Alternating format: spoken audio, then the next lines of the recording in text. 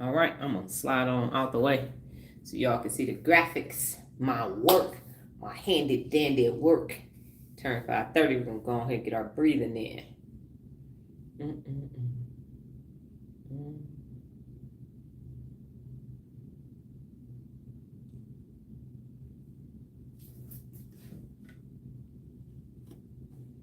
Okay, we're going to start with our deep breathing this morning for emotional regulation. You're going to inhale and exhale, and inhale and exhale, and inhale and exhale, and then we will get started. I am going to count you in descending order in a 3, 2, 1 fashion, starting now. 3, 2, 1.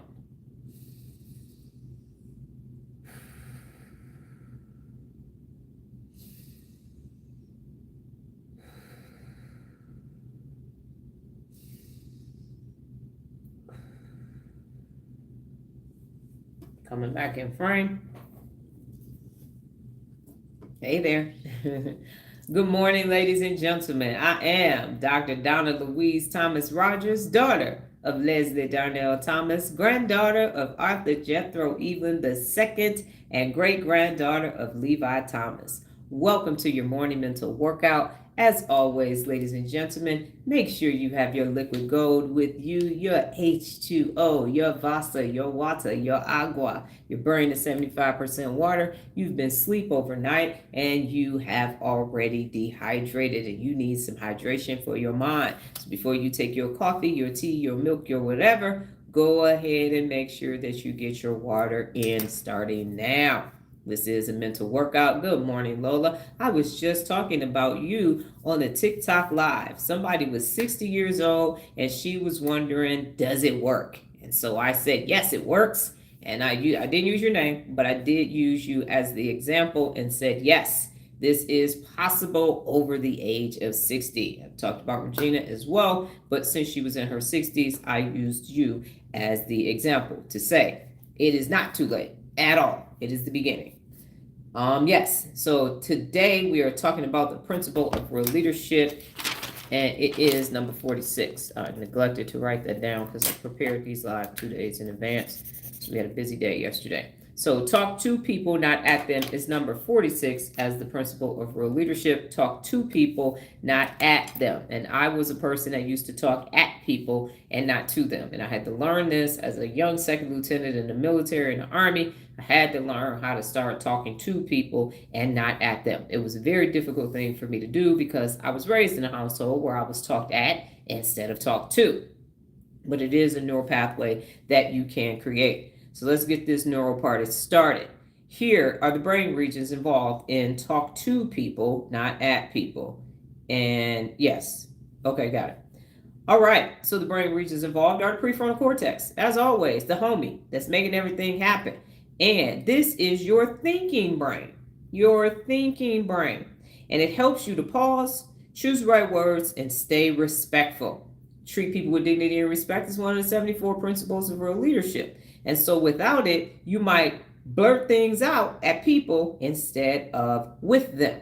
So if you are not using your prefrontal cortex, and that will cause you to start talking at people, the right and left amygdala are going to come in and say what you want to say, and it don't matter. You won't have any empathy because you won't have used the insula, and now you have hurt somebody's feelings, and now you're going to have to use one of the other 74 principles of real leadership, which is apologize when you are wrong. So it allows you to pause, think, do that 10 significant seconds of silence, and then say what you need to say.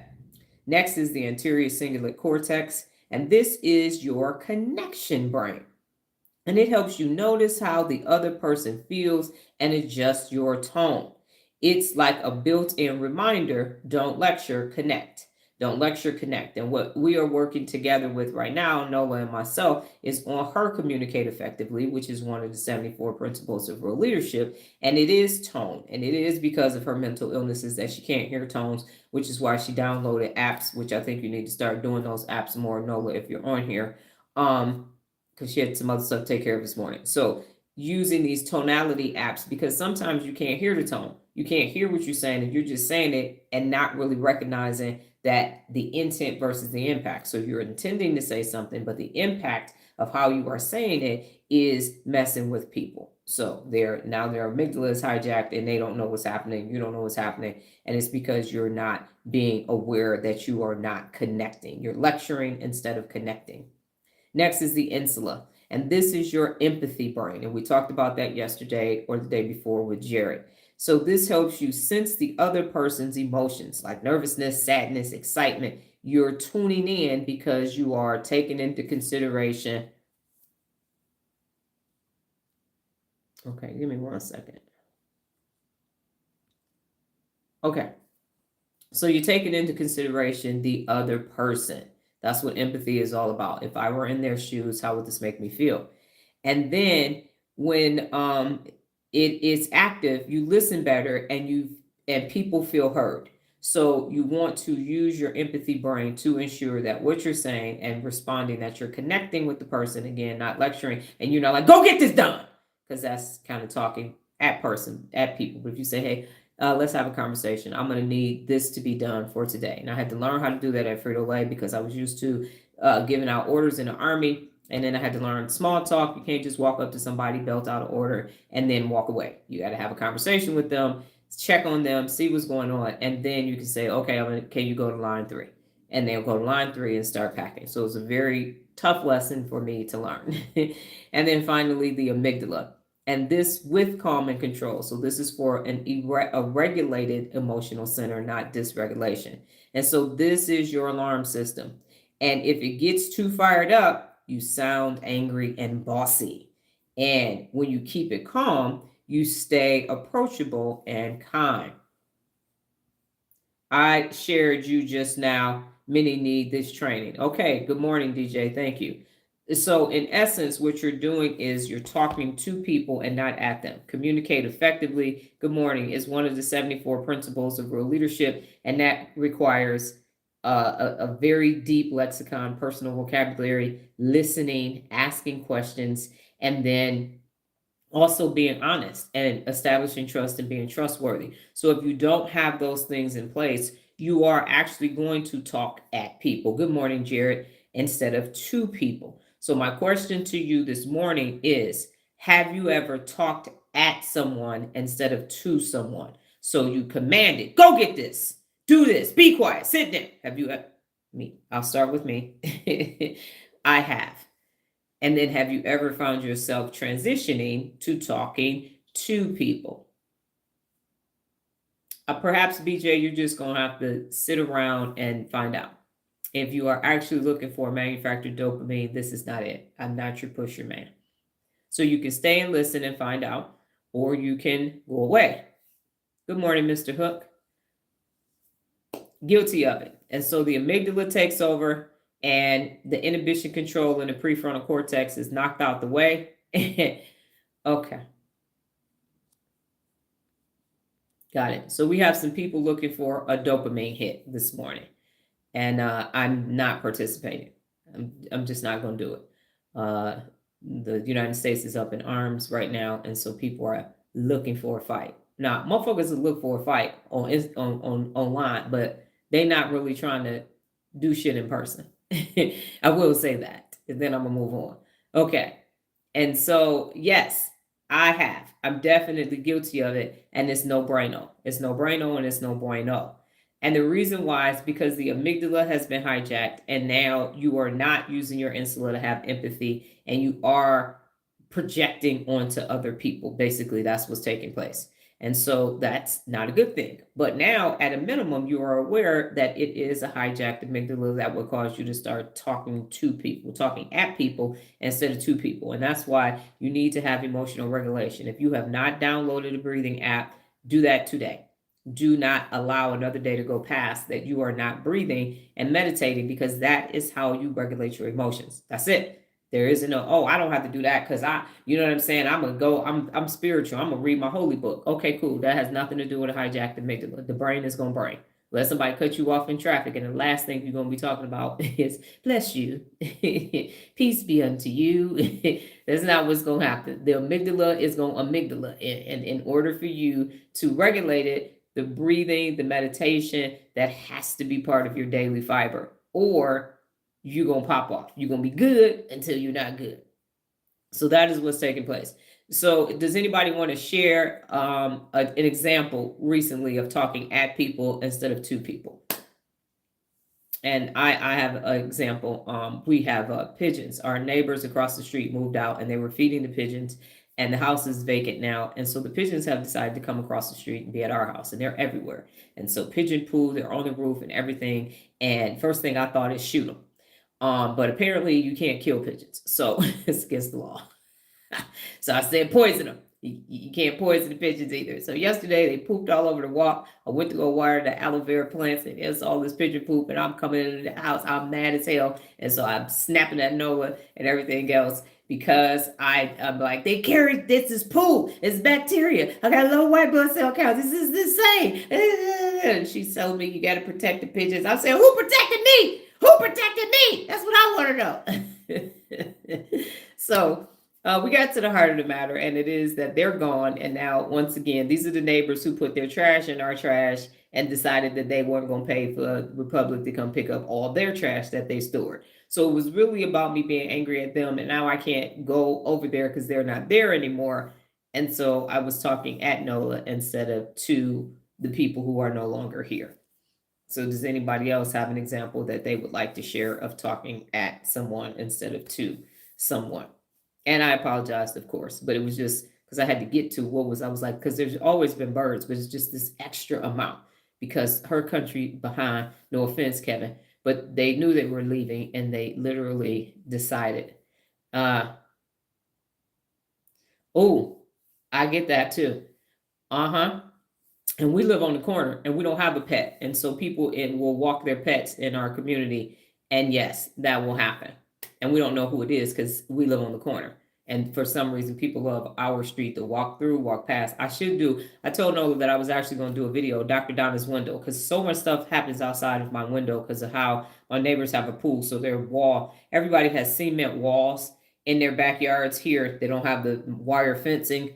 And so how theirs comes out with the guest parking, the teenagers, everybody, adults, people come and call me sneaky link outside my my window and everything. I was like, I should just call it Dr. Donna's window and start filming people because of the stuff that happens. Anyway, we live on the corner. So yeah, you snapped at a spam caller yesterday. I actually have, and it's so buried. I recorded a spam call. Somebody was calling to tell me that I was in trouble and something was going to happen. I forgot what it was. So I recorded it. This had to be 4 years ago, and I put it on TikTok.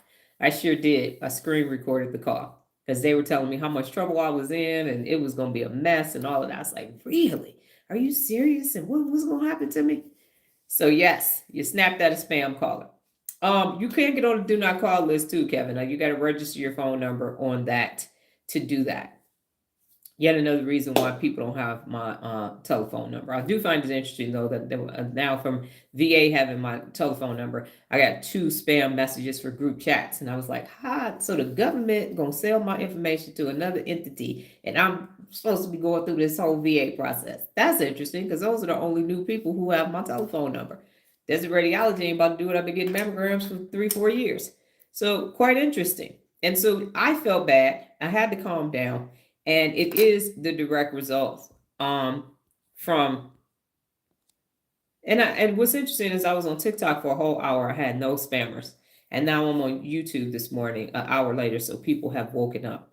And it's also interesting that when particular groups feel like they're winning, then they come and decide that they're going to come and try to be ambitious is the best way that I will put that on there. But don't do that. Leave me be. Okay, let me finish my lesson this morning. That would be great. So the point is that when it occurs and you feel bad, know that that's your insula saying you weren't supposed to do that. And so at that point, you apologize. I'm not so sure about a spam caller. Kevin, you can treat them with dignity and respect, but they're a spam caller. And at that point, I still vacillate back and forth with that because I'm saying at what point is it you got to go ahead and hold somebody personally accountable? So I believe that potentially you might have been holding them personally accountable, and so you might have been a little bit elevated, but at what point do you say you are infringing upon my civil liberties and don't call my phone with some nonsense and some bullshit? So in that regard, But the poo, I get it, Jared. And what happens is it happens everywhere. And where we live, I mean, if you go on a walk, even to any, they're the what do you call it? The dog stations with the bags and everything. And people will have dog poo by the bag station on walking. So they're on our sidewalks and everywhere on all the walking trails. Everywhere you go, they're the dog poo bags. So you're just supposed to grab the poo, and then there's like trash cans intermittently too. So there's no reason for dog poo to be anywhere other than in the trash receptacle. So it happens everywhere. Don't think that wherever you are, don't, it just, people want pets and they don't want to clean up after their pets. Nola and I have had to be in the backyard putting things together in the backyard with an inordinate amount of dog poo everywhere. And now we have a mandatory grass removal by 2026. You got to do desert landscaping so you can have plants and gravel. And everybody's getting that turf. And woo, they letting those pets pee on that turf. And it ain't nothing. It's pungent as hell. But people were smart. So now they have people who are like carpet cleaners, but they're turf cleaners to get the pet smell out. So because I thought what was going to happen to all the landscapers, and now they're just going to turn into pet poo turf cleaning people is what's going to happen. So they'll still have a business. So there you go. Circle of life. Yes, it smells so good. We could be outside. It could be 110 degrees and the wind shift. Shoo, and the flies. And then the flies come in and I'm like, oh my God, my white blood cell count. Hurry up, get out of here. So, but they do have people who come and are professional poo picker-uppers.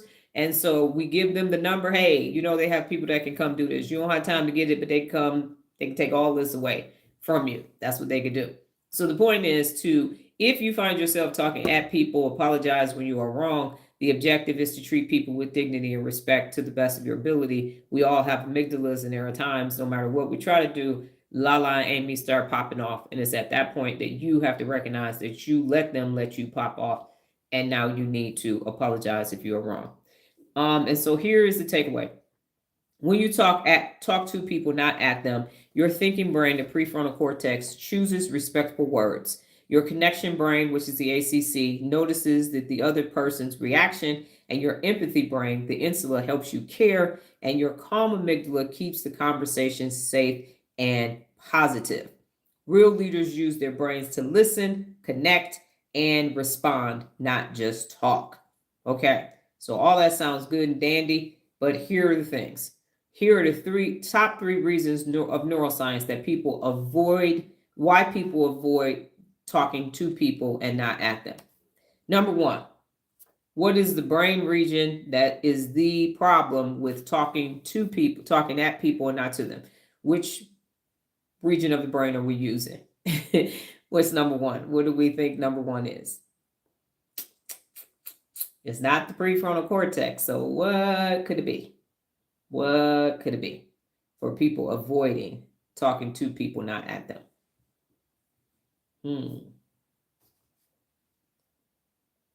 This is going to be too hot because when I make it, not going to burn my tongue. Is this thing on? Check, check. Mic check. 1, 2, 2, 2. Microphone check. 1, 2. What is this? Dr. Donna's in the brain building business. The question is, will I ever leave you? No. Amygdala. Yes, it is the amygdala. Yes, ma'am. That is correct. It is the amygdala. It's causing all the problems for you to be talking at people, not to people. So the amygdala override is fear or stress response. So when the amygdala gets too active, people feel anxious or threatened. And this can make them talk at others, loud, defensive, or bossy, rather than calmly talking to them. It's like the brain saying, I need control, not connection. Winner, chicken dinner. That's right, baby. Blackjack 21 over here. For real, for real. So the amygdala is like, no, I need to be in control. Jared Drew's like, no. I know this ain't your dog's poo. And I just know you got to control it. Me with the pigeon poo. I wanted to be in control. I did not want to connect. I wanted to go wreck some stuff. And that's what happens, is that you want to be in control instead of connecting. We had this process when I worked at Frito-Lay: seek first to understand and then be understood. And so you got to ask questions. If you don't know, ask is one of the 74 principles of real leadership. So there are times when I will ask my amazing offspring something, And because back in the day, she used to get in way more trouble, she automatically, the other day, we were sitting having a conversation about what to do with real leadership is her role as a research assistant. I was sitting at the dining, because our living room and dining room are connected. This is a normal size house. So I'm sitting at the dining room table. She's sitting on the couch. Kevin, I sent you the picture. So I'm at that chair. She's sitting on that brown couch. And I have the chair facing her, parallel to her. My legs are crossed. I'm calm. I ask her a question. I'm sitting here damn near asleep. And I ask her a question. And she says, "Why are you interrogating me?" I said, "First of all, I got my legs crossed. I'm damn near asleep.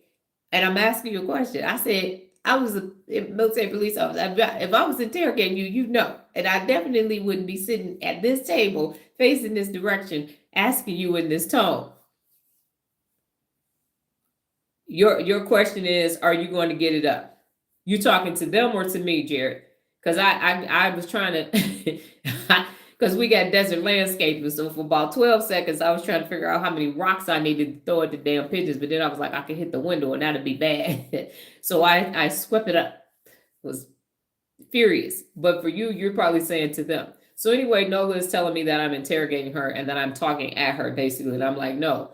Your trigger is that because I'm talking to you about a business decision, it feels like I'm interrogating you, but that's not what's actually taking place. So I said, why do you believe that I am interrogating you? So seek first to understand and then be understood is part of the process. If someone feels like you're talking at them, you have to understand why it feels that way. So from an empathy perspective, I'm like, that's not what I'm doing. Listen to my tone. Look at my body language. Use all these social cues to see I'm just asking you a question. And that's different than, where was you on the night of the 15th? What? Because it's kind of, if you're interrogating somebody, you're going to do gestures or you're going to really make them feel on edge. But Nola doesn't like my stern voice. And perhaps I was using my stern voice because she would rather have me yelling, cussing, and all that, because that's good. But as soon as I get stern, she knows it's on and popping. So it's silent. It's like, so help me understand what you was thinking about. And now, that's a different me. I said, why didn't you unload the dishwasher? Now she's like, okay. She about to be Liam Neeson over here. Okay. So, Jared, you said that to your neighbor. You asked them, what are you going to get it up? And or you can get it up and you can give it back to them. That's what we did with the neighbors across the street. They put their trash in our receptacle and we put their trash in their front yard. So I'm not an advocate of violence, but message was sent when they got home. Yeah, message was sent. And it was bulk day too, which we were really confused by that because bulk is part of your quarterly payment. Okay. Yes, then to be understood. So you ask questions and you don't say, what the fuck is wrong with your dumb ass? Don't ask the question like that. Help me understand. So and don't say, help me understand. Why your dog? No, that tone matters too. So you say, help me understand how your dog's poo made it to our yard. Help me understand that. Not on a leash, because we have leash laws here. You got to have your dogs on a leash unless they're at the pet park, the dog park. So then you're seeking to understand. And it could have been a faux pas. The kids, it could have had a kid over, the kid let him out. Tone matters as well. And so they could be unaware of it. They weren't home. They had a babysitter there, a caregiver, and the caregiver just let the dog out. So you want to seek first to understand, and then you want to establish rules of engagement. And so that is what needs to take place. So because you want a strategy going forward, because you don't want their dog poo in your yard, and I'm sure they don't want their dog to poo in your yard, hopefully, because then they hope you're going to get it up. But people are people. And so again, it doesn't matter what price point you're living at. Lazy people and trifling people exist at all tax brackets. They actually do. So the tone matters, but you wanted to control because you're like, hold up.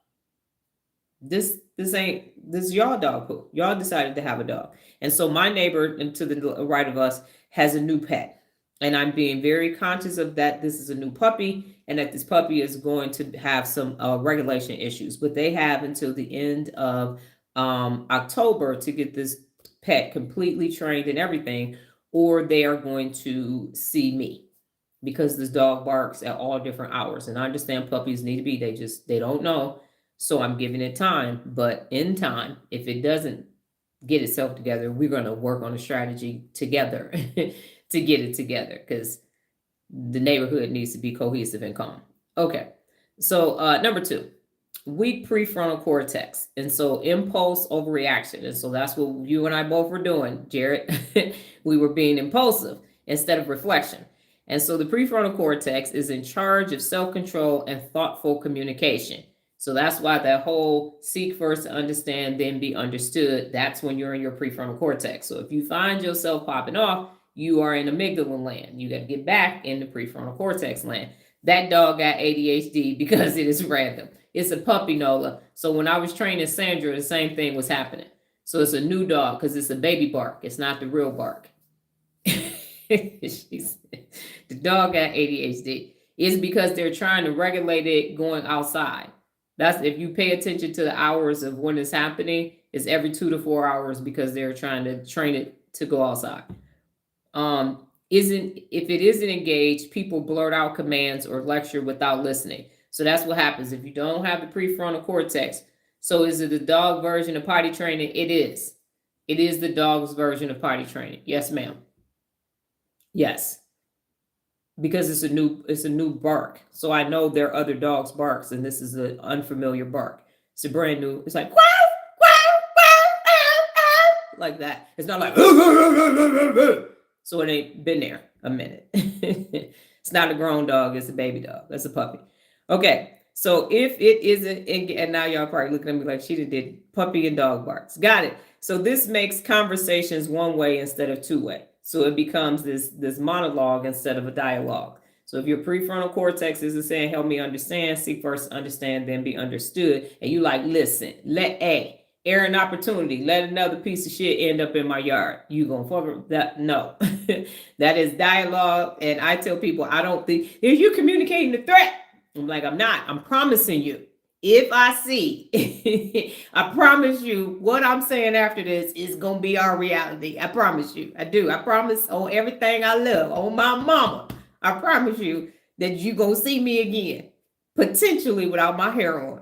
If as long as I got a wig on, I got something to lose. If I show up with my bald head and my pajamas, run. Because I don't give a. If I didn't put on clothes and I got on my raggedy t-shirt and my 2 big shorts with no hat and no hair, run for your life. And do not be Lot's wife. Don't look back. Don't look back.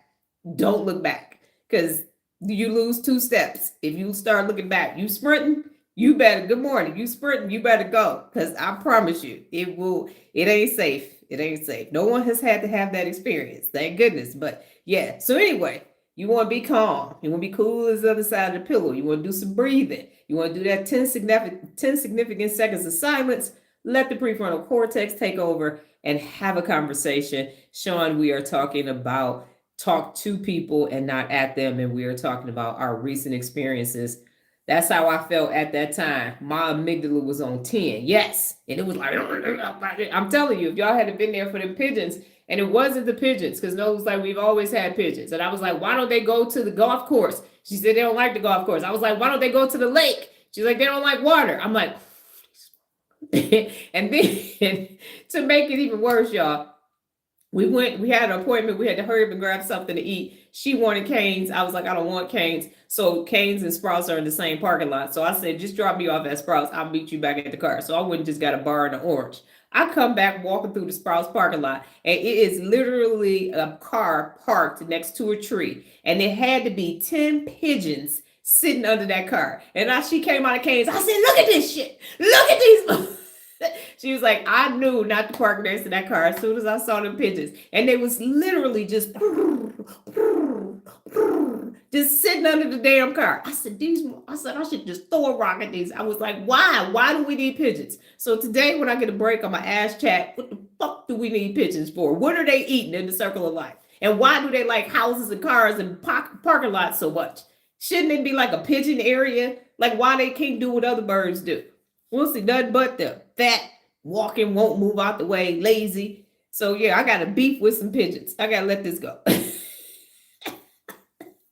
Anyway, it was funny. I said, see, this is what I'm talking about. They safe. We're not safe from them. They can poo and fly, shit all over everything. Hard, it'll take the clear coat off your car. But no, they need to be preserved.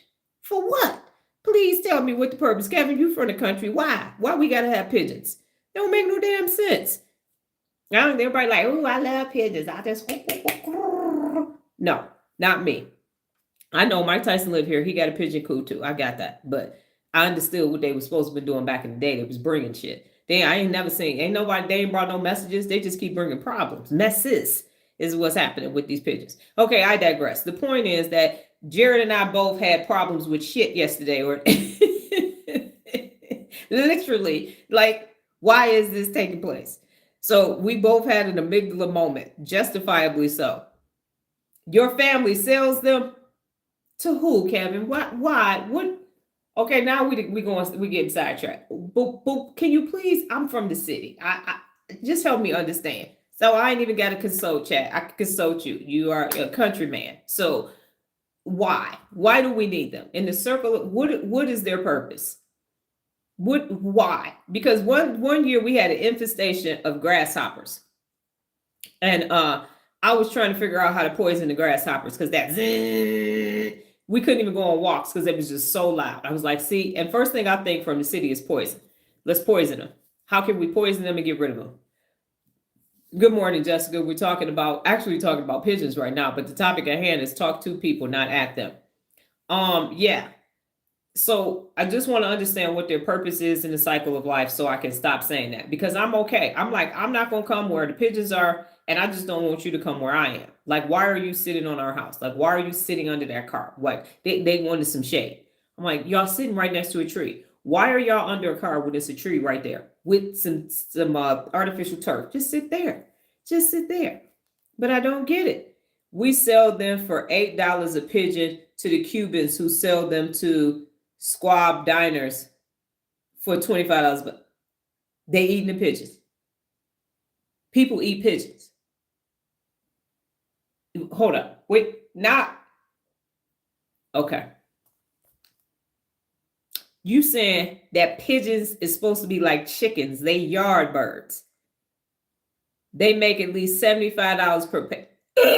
Oh my God. Jesus. Oh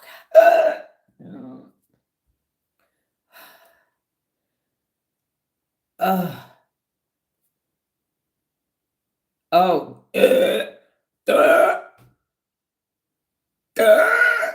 God.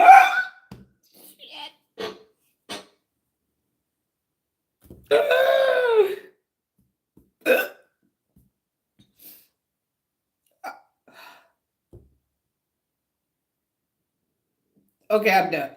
Okay, we get. Jesus.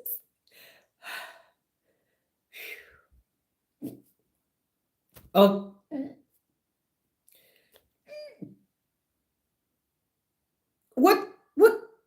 What is that in your life that you want? Okay. Who knew that this is where this? Okay, this live was going. Oh my God. They eating pigeons. I thought it was bad when I was in Korea and they were eating kegogi with dogs. They had the hind parts and everything in the butcher ready. Oh my God. You read what I said? No. Okay, what did Nola say? I have told you about pigeon catch, clean, and cooks. I didn't know that Kevin's had his farmland people was doing that. I thought there was the people catching and cleaning and cooking. I didn't know they were selling pigeons for $75 a plate. Oh my God. Okay. Never mind. Let's just thank you, Kevin, for that. So I should be capturing them and selling them. Got it. So we need a pigeon cage in the front yard and sell them. Is it the same city pigeons, or are they breeding them different? Do they need to? Should y'all be charging more if they charging $75? I think y'all should increase your price. $8 ain't enough. If they're gonna make $75, there's some big ass margins. We don't know if it's we're not killing them. We selling them. We're not responsible for what people do after they buy a pigeon. That ain't on us at that point. Okay. Got it. Note to self. Got to start asking what kind of bird this is. Somebody that says so. What is it?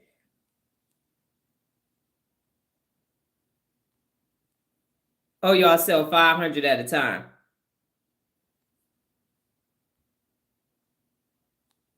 Okay, got it. So it's a home thing or a restaurant thing. Kevin, may I ask, are white, wing, or gray? Oh my God, this is a whole thing. Hey, Mike, live here. He knows how to catch him. Oh my God, I am okay. I'm not. Okay, we got. Thank you. Let me get back on track. Lord have mercy. Who knew? And we had a white pigeon on the window pane. We pulled up the other day. Okay, and I know, but I thought that was like some country stuff that you was just watching. Yeah, Mike Tyson in Vegas. He not selling. He got his, but he played with him and stuff. When I mean, he got him. He petting them and all of that. I'm saying I'm cool with them being wherever. I just don't want them on top of the roof and shitting in the walkway of the house. That's what I'm saying. He still know how to catch them. Okay, well, maybe we need to contact Mike then and ask him, do he want some of these pigeons that we got? Put them over here. Okay. Yeah. So low empathy activation is the other thing. The other reason why people avoid talking to people, not at them. So the insulin, Kevin, Sean asked you, are they white wing or gray? And I think he said white. Because I should have, yeah. Mostly all white is what they said. He said. Okay, white wing. Got it. Wow, I know in the backwoods, food is food, but blown. I know. See, yep, Jessica. Okay. Okay. All right, y'all. We got to get back on track. Okay. Yeah. So low empathy activation underuse. And Jared, if you're still here, you probably just sitting here like we didn't. I am clutching my ruly the pearls, like, oh my God. Okay, so low empathy activation. The insular anterior cingulate cortex helps us tune into people's feelings. When these are offline due to stress, ego, or distractions, leaders don't pick up on the body language or emotions, and as a result, they miss the chance to connect and end up sounding cold or distant. That's what ends up happening. So here's the summary. The fear brain, the amygdala, makes you defensive. The thinking brain, the prefrontal cortex, doesn't stop you from blurting out. And then the empathy brain, which is the insulin, the ACC, isn't paying attention. So real leaders calm their brain, use their thinking brain, and activate their empathy brain so conversations feel like a connection, not a lecture. I ain't trying to hate on nobody's hustle. I'm not. All I want is the pigeons to stop sitting on our house and shitting on our sidewalk. So if anybody got any suggestions to stop that, I'm good to go. They can go get caught, they can get ate, they can get whatever, but the amount that are there now are the direct result of the neighbor across the street feeding them and then moving. So that is the problem. Okay, so now 3-step process from Dr. Donna for you to be able to talk to people and not at them. And it is pause and calm your fear brain. So pause and calm your amygdala. Take deep breaths before speaking. Again, the 10 significant seconds of silence. 1,000, 2, 1,000, 3, 1,000. Keep doing that. And this quiets the alarm system so you don't sound bossy, angry, or stressed.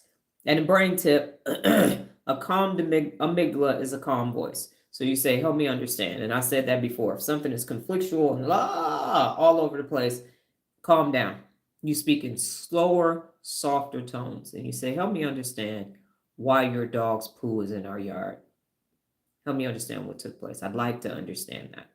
And then you just let them respond. You let them finish their whole scenario and everything else. And then you say, okay, so how would you like to handle this going forward? What process do you need to put in place in your home so that this doesn't impact my home and my property? And then you just have that conversation. You can, stand if there can't be a fence because the dog came over there. So just stand there in the driveway, however it's connected, have a conversation. Invite them over for some tea, have a drink, something. And then just let them know that that's unacceptable. That's unacceptable behavior because that's not how you get treated with dignity and respect. So I respect your property line, you respect mine, and this isn't boding well for us. So hopefully it was an anomaly and it won't happen again. Or you can put systems in place to ensure that it doesn't happen again. And you start at the lowest level possible. From an MP, we have 7 levels of force, and the first level is calm people down. And then you go to flexing the bands, zip ties. And then you go to pepper spray. And then you get up, and Kevin, you know that. Then you get up to the baton, and then you get up to taser, and then you shoot at non-lethal body parts, arms, legs, and then you get up to lethal force. But lethal force is used if you are experiencing lethal force coming back at you. So that's how that works. The 7 levels of force. So 7 levels of talking to people, not at them. Usually I don't have to get past 4 before people understand my process. So never had to get to 7, thank goodness. But I can get there if I need to. So step 2, engage your thinking brain and your prefrontal cortex. So what you want to do is choose your words carefully, and you want to ask questions. Don't lecture. Seek first to understand, them to be understood.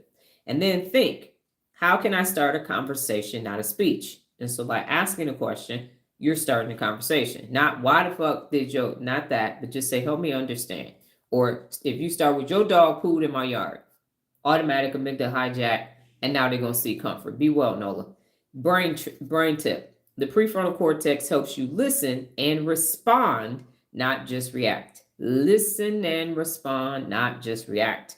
And then number 3 is you activate your empathy brain, which is the insula and the ACC. And so you want to look at the other person's face and body language. Show you care with eye contact, tone, and openness. And the brain tip, excuse me, is that empathy brain makes people feel heard and not talked down to. So again, you want to pause and calm your brain, and you want to engage in thinking, and then you want to activate your empathy brain in order for this to take place. And the real leader takeaway is this, that real leaders connect, not command. They pause to calm their fear brain. They use thinking brain to choose their words, and they switch their empathy brain to make others feel valued. So the objective is to always talk to people and not at people. In the event you start talking at people, it's your responsibility to apologize, because you are responsible for all that you do and all that you fail to do. So that is where that is. Now, at some point, things can get very heated and very conflictual. At that point, you need to exit stage left and say, we're not going to get anything solved in this manner. We need to come back, and you might even need to have a facilitator to facilitate the conversation so that the conflict can actually be resolved. But at any given time, even throughout the day. And one thing that I'd like to say is that parents will still have adult children and still be talking at them instead of to them, because they're older than them. But if you try to talk at them, I'm your mama and you ain't gonna talk to me like that. I'm like, well, we're all adults at this point. So respect is respect, and it's a two-way street. So I'm not going to just keep respecting you while you're not respecting me as a human being walking the face of planet Earth just because you and my daddy had 30 seconds of fun and now I'm here. That's not what's about to take place.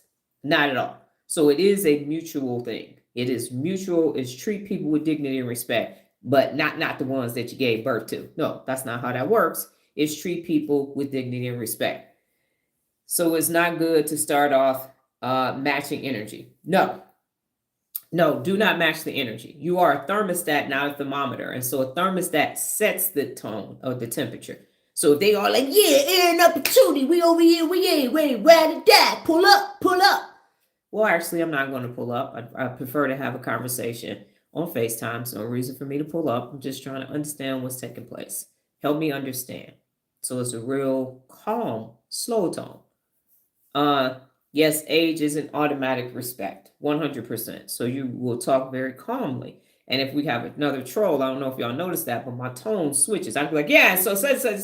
And then I'll say, help me understand what you're doing here today with a troll, an unaccountable person. And then I can get elevated if I need to, but I start off at the lowest possible level to get the troll going. That's not what we're talking about here right now. This is what I'm talking about. Should you like to engage, please stay. Otherwise, go and get your dopamine hit from somewhere else. I'm not your pusher, man. That's the tone that I use. Now, see, I've just elevated more. I'm a little bit more speedy and rapid with my speech, but I calm down so that I'm calming myself down. And I'm also making sure that the person understands this is not a good decision for them.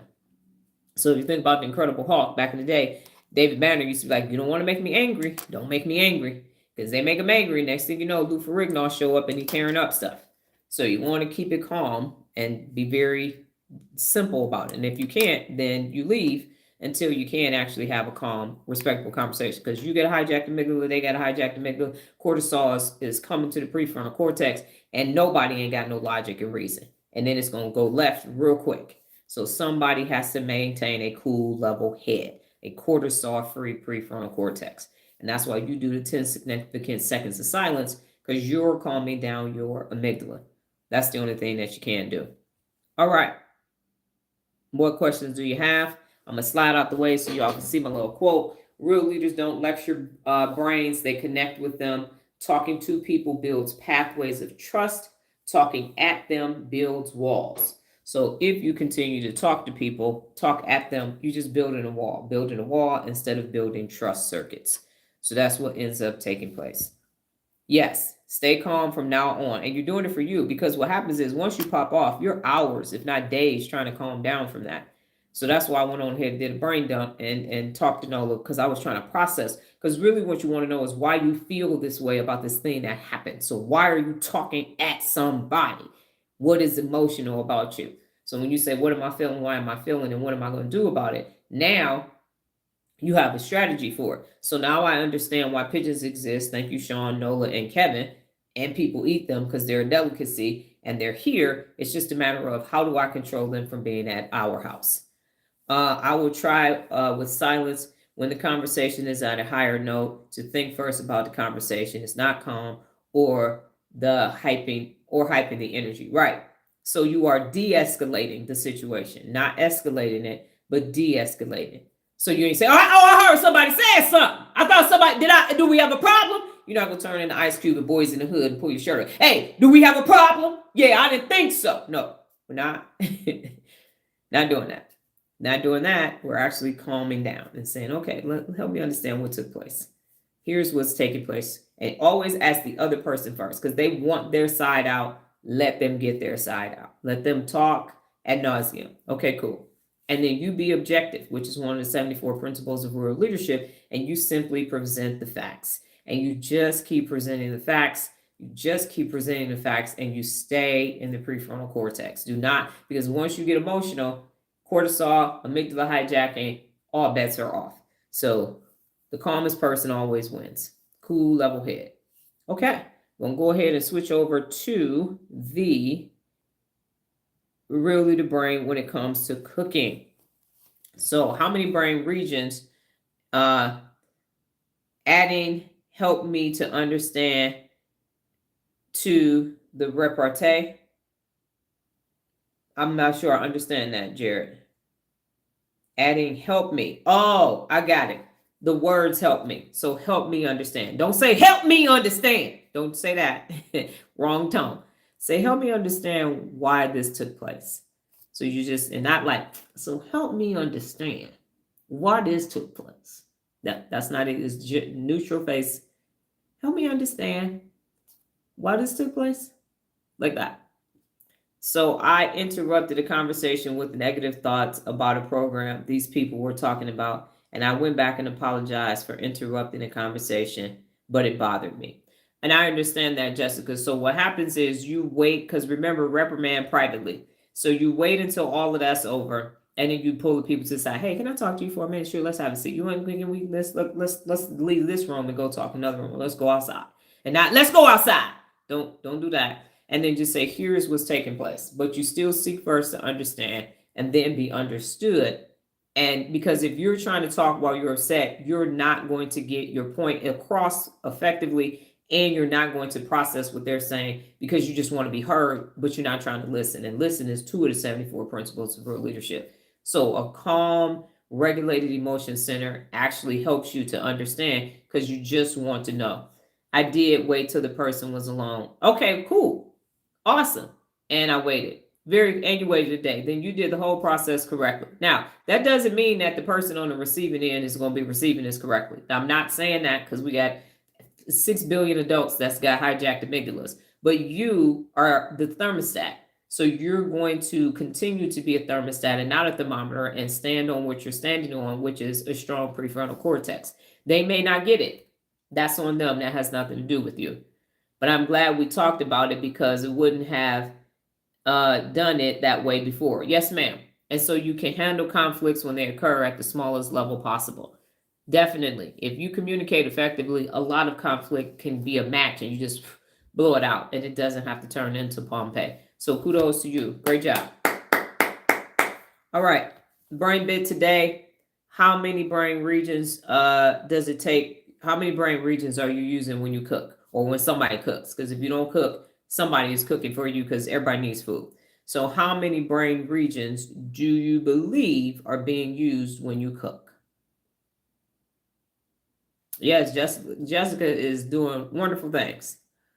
And everybody, Jared, if you didn't see in the chat yesterday, Jared actually published his reason as to why things were blocking him. So he turned it in on time yesterday, and he also turned his goals in on time yesterday.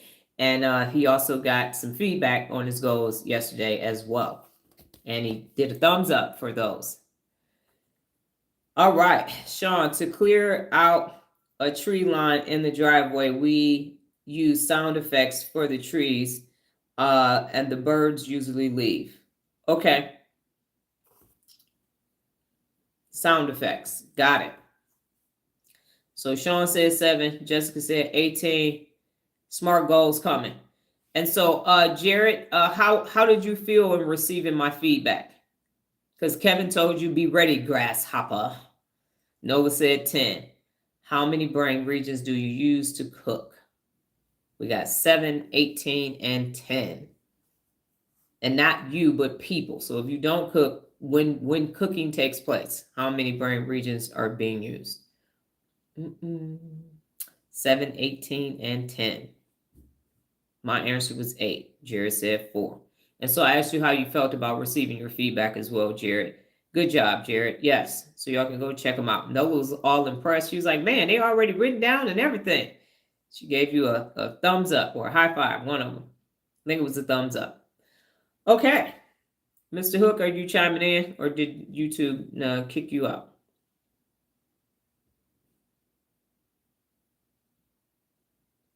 Yes, Jessica, in the Real Leader chat. So if you go to the Real Leader broadcast channel, they're in there. He put them in there. So I think you remember. I gotta check. So go to my Instagram page and when it says be best, it says 2 more, drop down and Real Leader. I think you joined that chat. I'm not, because I'm on my phone right now, so I can't check. And we're following back up with you today, Sean. We got home. Noah had to do an extra couch and a difficult couch. So by the time we got home, neurologically, we were spent. Okay, so the answer is 6. 6 is the answer. And here are the brain regions that you use. And so cooking is not just about food. It's a full brain workout. When you cook, your brain pulls together 6 brain regions and they're working as a team. And so it's the prefrontal cortex. So it's planning the recipe and organizing steps and timing, prefrontal cortex. Next, you have your motor cortex and your cerebellum. And so that's chopping, stirring, coordinating hand movements. Next is the hippocampus. So remembering the ingredients and past cooking experiences. The amygdala is emotional connection to comfort foods, family recipes, or stress in the kitchen. The insula, number 5, taste, flavor, you got kicked out. So what we were talking about was how many brain regions you use to cook, and the answer is 6. And so insula, not necessarily you, but when people cook. So the brain when it's cooking. So number 5 is the insula, taste, flavor, and how you experience the yum factor. And then the number 6 is the olfactory bulb. So that's smelling spices, herbs, and cooked meals. So the takeaway is cooking isn't just about feeding your body. It lights up your whole brain, strengthening memory, focus, coordination, and even emotional balance. And so, yes, my love language is cooking. I am not going to tell you I love you. I will potentially give you a hug, but I will give you a meal that will make your toes curl and you slap your mama. But we don't want you to do that part. But yes, so I know I only weigh 127 pounds soaking wet, but I am a very good cook, and I have changed my recipes over the years so that it will not make you fluffy, but you will be happy. So yes, I am a good cook. And and Nola doesn't like going to restaurants with me because I will change. I want this on there, take this off of there, and all of that. I'm like, because I know how it's supposed to taste. We used to eat street tacos from Del Taco, and I was like, something is wrong, something is wrong. And I said, add tomatoes. Bam. Best street taco we done had in a minute. She is goated because I am a foodie, and she is fire. I told her she should have a cooking show. But I like cooking, so I know that cooking is a whole brain experience. And I tell people love is the first ingredient. If you don't love cooking, don't fucking cook. Order something, have somebody else do it. Don't cook if you don't love cooking, because yeah, I can't stand somebody that don't like cooking but want you to eat their food, aka my mama. Nasty. That's why I started teaching myself how to cook when I was 13. I'm like, this ain't. I got this. Move. What was the number of brain regions? 6. And so, and I have various different recipes. So I don't just cook, just to be cooking. Like I will take, because two things. Number one, Nola doesn't like her father for several reasons. But number one, she was eating fudge brownies forever. I think she was 16 years old before she knew I knew how to make brownies. And so I made some brownies, and she was like, why do your brownies taste different? And I'm like, because they're chocolate brownies, they're not fudge brownies. And so she was mad. She was like, well, why did you stop making them? And so I told her about my ex-husband when we were dating. He took all the insides of the brownies and left me with the corners because we were dating. I took him back home. And I got back home, and the center of the brownies was gone. And I was like, see, this is the argument that we've been having forever, because you want to be the center of attention. You want to leave me the crumbs and the hard part, which is true. So I went on a 16-year, I ain't making no brownies. So she was pissed. You mean to tell me I could have been having brownies this whole time, and because of him, you ain't made them? So she was mad. And then also, I make fruit smoothies. And so she hated fruit smoothies. She couldn't figure out why her and my mother hated fruit smoothies. This is when I was still talking to my mother. And then I made the fruit smoothies, and so I used the Cool Whip from Sprouts, not Cool Whip, but the one with less sugar in it, instead of Greek yogurt. Changed the game. And then everybody loves my smoothies at that point. So I have a very good idea of tasting something and saying, nah, because even raw foods. So I make lettuce wraps, turkey lettuce wraps with tuna and stuff like that. So even people say, oh, I would eat raw or I eat vegan, and then it still tastes nasty. I have a bean soup that I make. It's actually it's tomato bean soup that is amazing. And yeah, being able to take, so that's my hidden talent, being able to take basically nasty food and make it turn better, taste better. Unlike him, I am not a picky eater. Everything, crumbs, food, everything. Yes. But she is a picky eater, because if we go to somebody's house and they can't cook when we leave, she's like, yeah, I don't know why they still making that steamed broccoli or whatever. So no, she is a foodie. Oh, that's what it was, because I hadn't fried chicken in a very long time. And so I fried chicken and she sat in that kitchen. It was literally, she turned into a food critic. She's like, and see, the difference is, because see, when my stepfather make it, like when he make it, it's heavy. And so you eat it and then you sleepy. But yours is healthy, but then it's good. But then you figured out a way to make it moist on the inside, but then it's crunchy on the outside. And she literally turned into a chicken food critic for about 20 minutes about that doggone chicken. Yes, and so I do like the outside crust, but I thought he was gonna cut it in half and take half and I take the other half. But he took the center out of it. Yes, he would be your step grandfather. Yes, ma'am.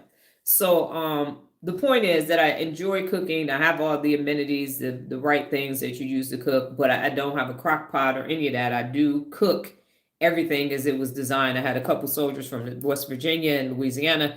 So I will make deviled eggs and red beans and rice and stuff like that, gumbo, all that. Yes, and we've had baked fried chicken too. You like Detroit pizza? You know what? I don't actually like Detroit pizza. I didn't even know it was a Detroit pizza until we came out here. And so, yeah, we had no idea. Well, I do like a thinner crust now too. I used to eat Pizza Popular's deep dish Chicago style back in the day. But now we go to Blaze Pizza because it's healthier. So obviously I done switched to a much healthier existence. But I can do greens, macaroni, cheese, stuffing, dressing, all that stuff too. But yeah, pepper steak and rice, smothered chicken, baked chicken. I do a chicken noodle soup from scratch. It take me like 3 hours to make it. I'll be stressed the hell out from that because I cut the chicken. I use the what's the name, noodles. I can't think of them right. You know, the curly noodles. The kitchen is a mess and everything. But it's cutting the celery and all. It is very good, but it is very tasking on me. Definitely. So yes, even though I'm thin, I definitely, because I be the best is one of the 74 principles of real leadership. So I make a great banana pudding, deviled eggs. I didn't like deviled eggs because they had mustard in it. I switched to mayo. It's still better. Just different ingredients because I've had to figure out why I don't like certain meals. And so by learning how to cook, now I know even if I get a recipe online, I'm like, I'm taking that out, I'm replacing it with that. And it just has a better existence. I'm learning to open my food taste buds and eating better for my health, but I was the last of struggling meals that when I cooked the best. Yes. And so okay, now that's a good sound, homemade chicken noodle soup. Yes, that it is. It's a very arduous process. It really is, but it really is very good. It is amazing. I stay in shape and stay lean because here's the secret, Annie. I only have two sizes in my closets, and Nola and I do a lot of organizations, especially for women and men, and they have multiple sizes. So there are women who can have size 4 to size 24 in their closet, and they just go to that section based upon the size that they are. So I say pick two sizes. So in the summer and spring, summer, I'm a size 0, and fall, winter, I'm a size 2. So when I put the twos on and the twos go, then I know that I'm eating too much. So it's portion control as well. So Nola's PE teacher taught them that the side dishes that you have, not the side pieces, but the side dishes should be the palm of your hand. So when you're eating, if you got more than the palm of your hand for a side dish, you have too much. I don't drink alcohol because alcohol breaks down into sugar and that turns into calories as well. I drink a lot of water and it's portion control. So I eat small meals and then I eat healthy snacks. And so it's a lifestyle. And so I make sure that I have my prom dress from 1991. I try it on to still make sure that I can fit it 34 years later. So it's don't give yourself, and my clothes are too nice and expensive for me to be, and now I can't even find clothes in my size anymore. And stuff has been tailored and everything else. So buy good clothes, and now you can be like, damn, I'm never gonna be able to fit my black Tahari suit again. Let me stop eating. And then you have to understand why you're eating. So if you're, and I read Jean Nadech's book, who's started Weight Watchers, and so sometimes people eat their feelings. So if you're eating your feelings, then you need to understand what's causing you to go seek these comfort foods. I gave up added sugar in March of 2023, lost 6 pounds immediately. So look on the back of the food and the ingredients. And if it has added sugar in it, sometimes something can have 32 grams of sugar and 31 grams is added sugar. So you got to eliminate as much as you possibly can added sugar. So anything that has added sugar in it, a lot of added sugar, if it goes into the double digits of added sugar, then I don't eat it because sugar is turning into fat. And then you get addicted to sugar, and that's why you keep eating it. You get addicted. Sugar and salt are right there with addictions, and people don't talk about it, but they are. That's why it's diabetes and high blood pressure. Self-noted, I need to change my plate size. And you need to pick two sizes. And I understand I got my genes from my grandfather, so I'm never going to be big boned and thickalicious and all of that. I'm built like the man in my family, broad shoulders, no hips, apple bottom, and long legs. That's how it happens. And so I'm not going to be built like the women in my family. So pick two sizes. If you are a 10 and a 12, then you are a 10 and a 12. If you're a 16 and a 14. For men, if you are a 40 and a 42, you shouldn't be in a 48. If you are 32 and a 34, then that's where you are. You pick two sizes and you stay those two sizes and don't go buy any new clothes. Look horrible and awful and get to the size that you need to be and then go get suited and booted and stay in those sizes. Plus, getting rid of unaccountable people in your life. When I was in the Army, I was big swole. I was 147 pounds. I looked like a Roblox. I would eat a half a gallon of Breyer's ice cream with magic shell on it and slice and bake cookies in 2 days. The whole pack of slice and bake cookies, the magic shell, I would just come home, take half the gallon, make the cookies, make them warm, put them on top of the ice cream and let them melt, and then put the magic shell on top of it and watch 106 in Park. And I'm just shoveling this shit in, just eating. I would take Twixes, put it in my hot chocolate. I was drinking like 5 Mountain Dews a day to stay up with all that damn caffeine. We called it do. So yeah, I did a lot of, I went from 117 to 147 in 3 weeks. That's how much food I was eating when I first got to Korea. My neck, I mean, you would have, if you had hit me, your ass would have fell on the floor. It's hard and rocked up as I was. So I went from a 2 to a 10, and that's 8 sizes. And I don't care what's happening. You go up 8 sizes, that's big as hell. And when I got back to the States, I got back down. And the only time I was that big again is I was pregnant with Nola. And that was it. Yes, you got to stay out of it. And so and people talk about meal prep, but we end up going to 3 to 4 different stores to get our food. And the other thing that we do is there's nothing in our freezer. I buy the fresh meat from Whole Foods the day we're going to eat it. That's what they do in Europe. I get all my meat from Whole Foods. Don't buy it from anywhere else. There's no antibiotics or nothing. Wild caught, mostly everything, grass-fed beef and all of that, because all that sits in your body. Meat, if you got a big old belly, that is alcohol, beer, and meat.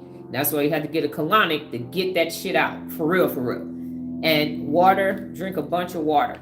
So your brain is the most important organ in your body, and therefore you need to be taking care of your brain. So when you get ready to consume something, ask yourself, does this benefit my brain? And yes, and as Jessica mentioned, your palate is going to change. But now I can taste artificial sugar. I literally can taste it, and I'm like, I can't eat that. I can't eat that. So if it comes out of the ground and I can identify it, and yes, it's going to cost you more, but Nola and I we ran the numbers, and whether it's prepared food or cooked food at this point, because of how much we have to pay for real food, the price is the same. So, Sean, you'd be amazed. I use that mid-size plate always because it looks like a lot and it tricks you. Yep. So change your plate size. Yep. Change your plate size and change your portion size. And then Sean said, this is a challenge. I must put it to work. Yes, definitely. But it is. And you want to be healthy. And as Kevin mentioned on his live, you have never seen an overweight 80-year-old person because the organs ain't going to let you live that long. Yes, and Jessica has lost, I wasn't going to say it, but Jessica has lost 160 pounds and still going from the process. And so, but you got to fix the emotional part of the eating as well. And that's what Jean Nadette said in her book. You got to change it all. You find yourself, I say that all the time, people watch football sitting there eating the most healthiest shit in the world, watching people in the most pristine shape of their life. That's a big cognitive dissonance if I ever saw it. They out here running and all this. Look at the lean fighting machine, and you are there. And nachos, pizza, beer. Yay, shovel it all in. It's the biggest setup ever. And I worked at Frito-Lay, and football season come, prices soar. Super Bowl, the 2 weeks before, all the way up into Tostitos, chips and salsa. Look at you, yeah, get out of Tostitos break. They even had the Tostito Bowl as part of the New Year's 6. So you have to maintain your healthy lifestyle. Okay, what did you learn today? What did you learn about yourself? And what brain conversation did you have? What did you learn today? What did you learn about yourself? And what brain conversation did you have? So yes, Jessica, make sure you are in the Real Leader Brain chat, because that is where you all will be interacting with each other and seeing, and it helps you to see what somebody else is working on, not from a comparison perspective, but from an empowering perspective. And so, Jared, I did ask you, what were your thoughts about your feedback that you received? Because Kevin told you to be ready. And when Nola read it, she was like, I didn't think you was going to say that. So while you're here, what did you learn today? What did you learn about yourself? And thank you, Sean, for typing your ellipse. And what brain conversation did you have yesterday? And yes, brain conversations with yourself count if you say, I was in my default mode network talking to myself about. Then that can be included as well.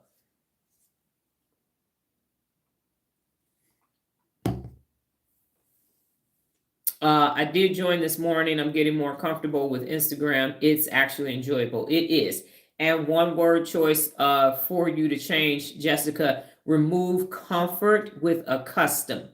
So you're getting accustomed to being on Instagram. Because remember, comfort, the brain will go, oh, I'm comfortable. I like this. Let me go seek this out, because the amygdala will attach itself to the word comfort.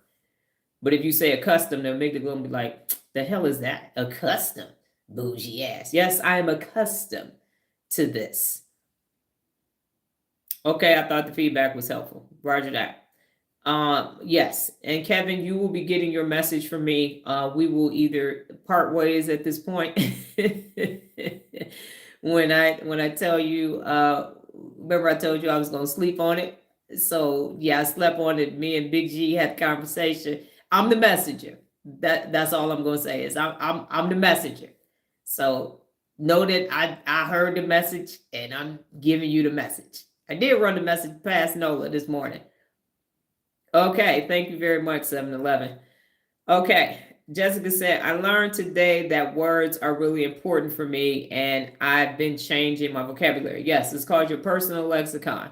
So, yes, the more words, the more you read, and the more you challenge yourself, the more access you have to better words. And as I said on another live, I can't remember, it might have been here. I said, I'm working on my spelling, but I'm fucking up bigger words. So now I can spell cat, and I'm working on spelling dopaminergic. So it happens. So what did you learn today? And I learned that pigeons is a delicacy, just like kegogi is in Korea. Didn't know it. I learned that they need sound, according to Sean, to get them away, and that I need to leave them be. And he said, I learned my portion sizes are too big. Yes. And also, and I said this on the live, and I sent this to Kevin too, is that if you are 30 pounds or more overweight, you are considered obese. 30 pounds or more overweight, you are considered obese, and you need to, and as Jessica is doing, you need to get that down. Check your BMI, because everybody's like, I'm good. You sitting around all your family and friends. We good. Okay, cool. Put your BMI in. Somebody pull out a BMI calculator online and put your height, weight, and age in and see. Because when I gave Kevin his number, he thought I was lost my damn mind. He said, is that for people from South Carolina? Are you sure that's correct? Based upon my height and my age? You sure about that, Dr. Donna? Yeah, this is medical fact. I'm not making these numbers up. I learned about myself that I am better at talking to people, not at them. If I exercise tact more, that will help. Yes, ma'am, because it is now just your tone. Jared said, myself, I must stay in frame in a heated conversation. Yes, stay in your prefrontal cortex, Jared. That's the only way it's going to work. Jessica, but I also learned talking to someone and at someone are so vastly different. They are, definitely. Kevin said, get better results when you talk to people, not at them. You do, because if you talk at them, you are automatically hijacking their amygdala. You're making it worse. So you're pouring gasoline on a 15 alarm fire. And then Sean said, I have learned that it takes 6 regions for cooking. I have learned about myself that is that I need to change my plate size for weight loss, and my brain conversation that I had so many different ways. And Jared said, I know I'm obese, but you don't have to be. My payment method, I can just get rid of the GPay. Okay, is that what you're saying, Sean, to pay? Is that what you're saying? I learned your amygdala is why you talk at people. Yes, ma'am. Myself, even at my age, I'm still coachable. Yes, sir, you are. And so remember, to quote LeVar Ball, when I send you your stuff, it's all love. Yeah. So I'm apprehensive about sending you this, Kevin, because the last time I sent somebody what they were supposed to do, they left. And so I'm preparing myself. I'm like, why I gotta send this message? Ain't nobody else? Like, for real, Big G, you ain't got nobody else that can send this message. It can't come from one of the bros. Like, I can't send me your line brothers' names, Kevin. I'm gonna email them and they gonna email it to you. Okay, let it come from one of the bros. Yeah. Jessica, I also have a brain conversation with my daughter's friend who is holding in a lot, and we talked about the brain dumping. That's awesome, Jessica. Amazing. Working towards 200 pounds, currently 234. Okay, keep working, Jared. I just told you what to do.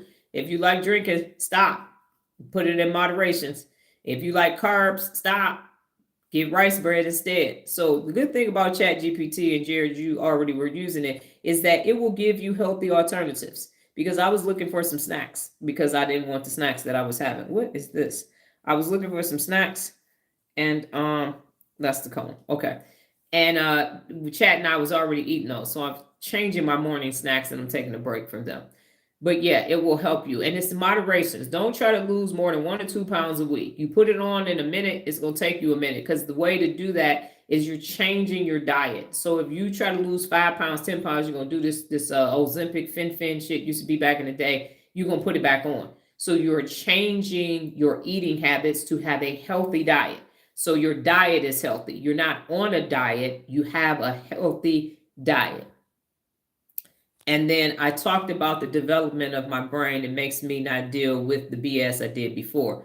And the reason why the carbs are killing you is because of the sugar and the carbs. So your brain is addicted to it. So it's like the dopamine, the brain saying, "Oh, I want some carbs. Give me some carbs." So you don't eat. Replace the carbs with protein. So I drink because I'm thin most of the time. I drink an Ensure, and this got 9 grams of protein in it. The shit tastes like baby formula. Let me be clear. It's nasty as hell. You can get the chocolate, the butter pecan, the strawberry. It don't. All of it tastes like baby formula. But what you're doing is you're replacing the carbs with the protein because it's filling you up. But you want this. Yes, it is. So you want some. So get you some vanilla. Go get you some protein from the vitamin shop. You can get a Target guide for like $11, $12. You can add it with milk. You can make a smoothie, whatever. But you need to replace the carbs with the protein. And you need to switch from white rice to brown rice and all of that. So no white pasta, no pizza, no bread, none of that. All of that is, and then when you get down to 200 pounds, you keep it. And your palate will change weekly so you won't be craving it. So don't go cold turkey like I do. Bad idea.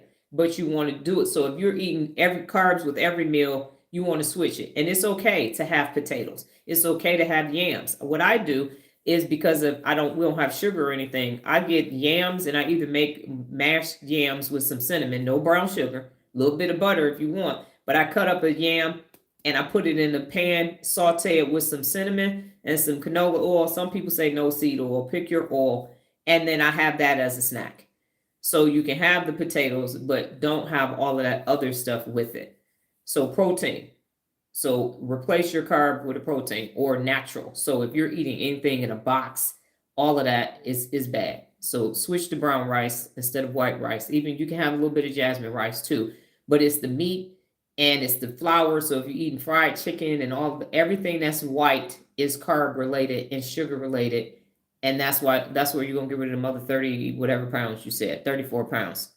And if you drink, cut your drinking back. I'm not saying you can't drink. I'm saying that's alcohol turns into sugar. So you can put olive oil. Go get you some yams, slice them up, put them in a pot with some olive oil, put some cinnamon on it. You want the pot because then it's gonna make them softer. It's the perfect snack.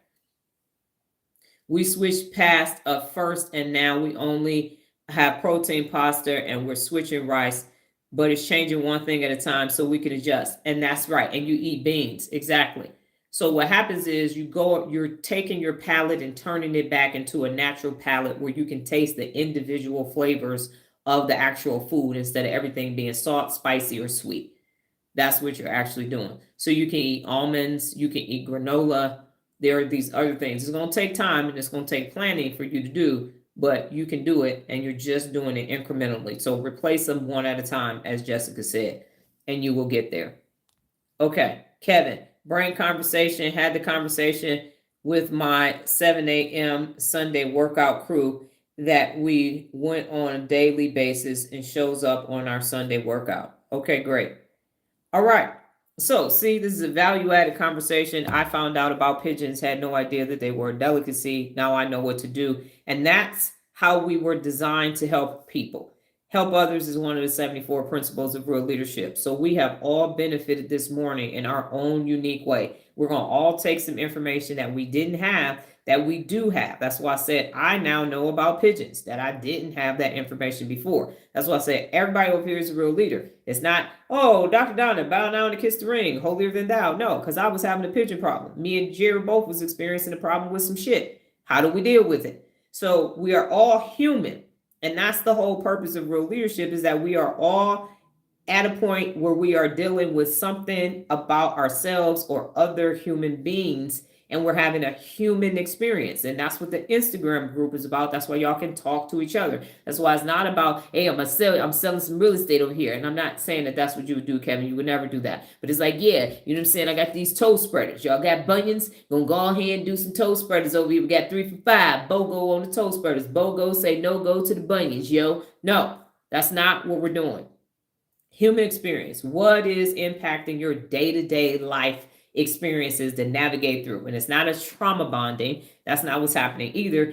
We call this process at Frito-Lay sharing of best practices. That's what Jessica is telling you all, that this is what she's doing. She was 460, she's 300, she's going down. Jared is 234. He had to get to 200. Kevin is recovering from his own health things. And so it's not, oh, let's just recover from health, because I'm on the other side of that. I'm 52. I don't take no prescription medication whatsoever. I can still fit my prom dress. So I'm telling you how that could be possible for you, how to take care of your skin, because all of these objectives are there for us to be at our best all the time.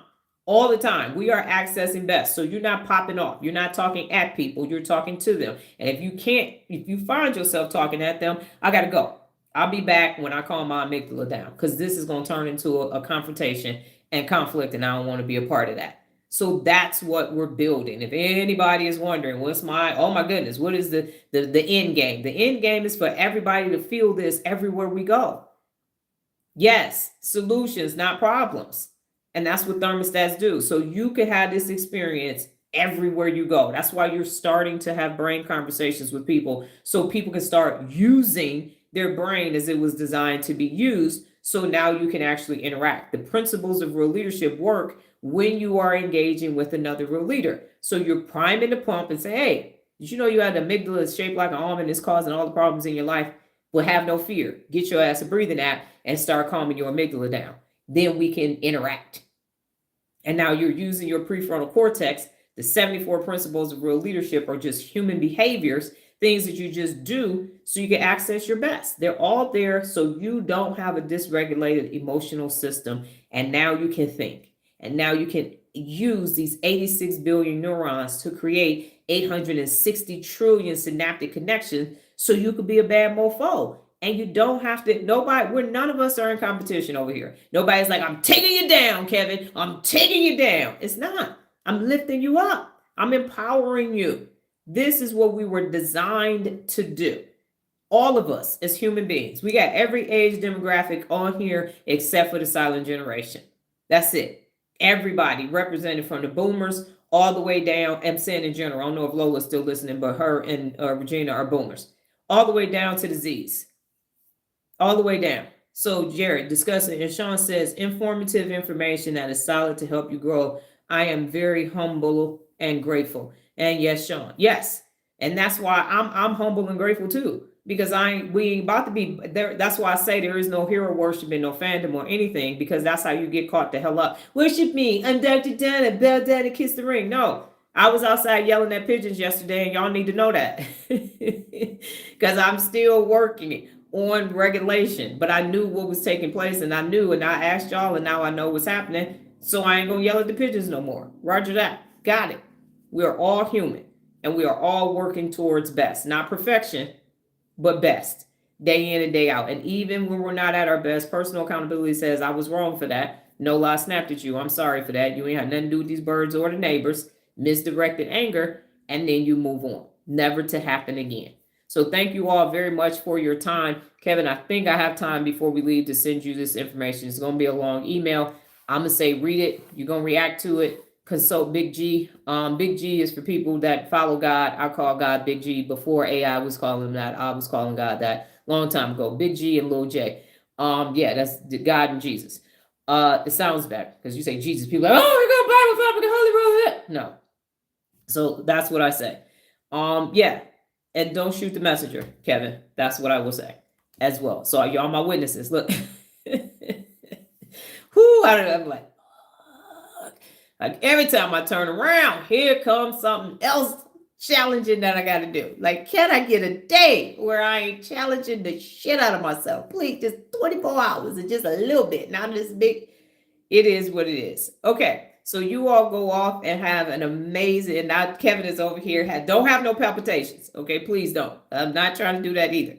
So anyway, I will be back tomorrow. We will be discussing un momento, por favor. Can makes the impossible possible. So that is, if I'm not mistaken, yes, we will be in powerful, and we will be talking about can makes the impossible possible.